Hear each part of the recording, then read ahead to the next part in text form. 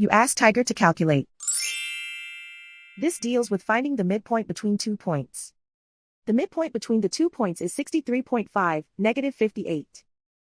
Let's solve it step by step.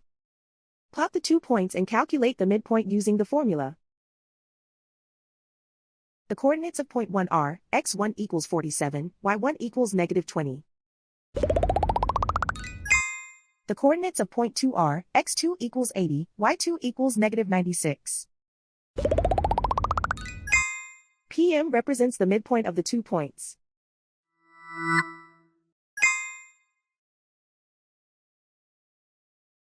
Use the x values in the midpoint formula to find the midpoints x. x1 equals 47.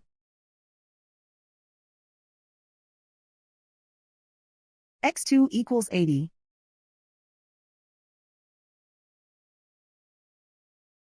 Simplify the arithmetic.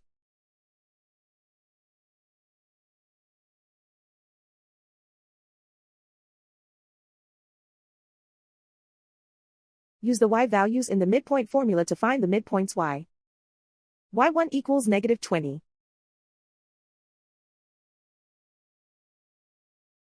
y2 equals negative 96. Simplify the arithmetic.